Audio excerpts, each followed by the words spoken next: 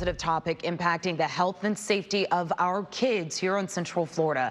3 students at 3 different high schools in Seminole County died by suicide this week.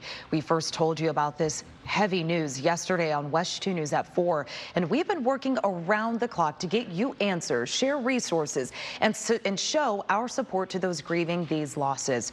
Grief counselors are at several high schools this morning, and right now the district wants families to focus on finding hope and healing. That's why we have mental health counselor Shantala Boss joining me now in studio this morning to talk about how our community can work toward that. Shantala, thank you so much for this time. Thank you for having me, Christina. We know you found out about this tragic news from students themselves. The conversation is now about talking to kids about how they're feeling. Where do we even begin to talk about that? That's a great question, because this is so hard. We study and we practice and we think we know how to talk about it and what to say, but when things like this happen, it is such a difficult topic. And I think what you were saying earlier about just being present with our kids, letting them know, you know, I know what's going on, I'm here.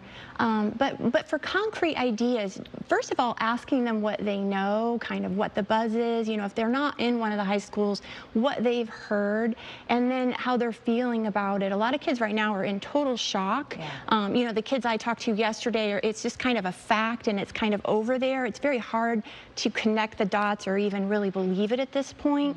So they need to know that we know and that we're there, and that if they do need to talk to someone, that there are resources. Sometimes it's hard for kids to talk to mom and dad about things. So they have an outlet outside of that. Is important for them to know about that. Yeah, and you bring up a good point. It is sometimes challenging for kids, especially young teens, to say I'm not okay or to even find the words to express that. So what is your advice to getting young people to that point? How can we get them to open up? Well, it's definitely not always easy, but I think parents just need to be patient. Patient is a big word. I think, you know, when we're in the middle of this and we're hearing about it, we're panicking, we're scared, we're worried, we're wondering if our kid's thinking about that, or if they're talking about that, or is this going to keep happening? And so sometimes we push our own agenda and our own anxiety, and we kind of lead the conversation, and we kind of push, and kids will shut down when we do that. So it's really important to let them know that, you know, we want to help in any way we can. What can we do to support them? Teenagers, when they feel alienated, when they feel alone, when they feel like they don't have other peers or a sense of belonging, that's when they really start to struggle. So if we see them struggling in relationships or pulling back a little bit emotionally, those are huge signs that we really need to bump up the support and really start talking even more about how they're feeling and what we can do to help them. Yeah, we know changes in behavior is also another sign to look out for. What else can parents, guardians, teachers, or even friends look out for as a potential sign someone may be in crisis? Well, a lot of times changes in behavior can seem positive. Sometimes teenagers can be even happier, can be kind of elated, or they can kind of have a little bit more of an attitude, and we think they're just acting up or they're having a problem. So looking for things that we maybe not think of as changes in behavior. Usually we think depression in your room, changes in weight, or changes in appearance, and those are all very important, but also changes in behavior that could seem positive, or, you know, giving away things or acting as if they are very generous.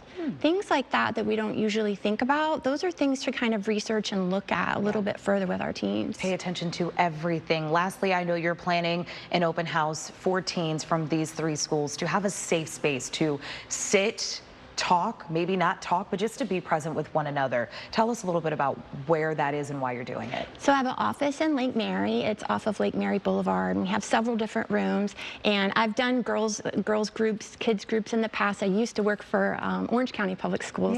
And so I know how important it is for kids to sometimes have outlets outside of school. The school is doing an amazing job of providing those resources.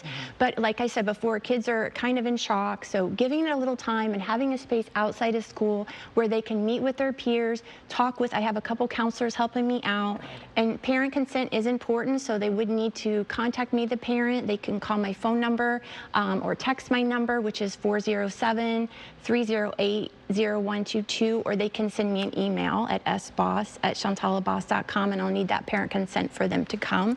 But it's Monday from 4 to 7. Thank you for what you're doing. We know starting those conversations is not always easy, so some other resources we talked about outside of school.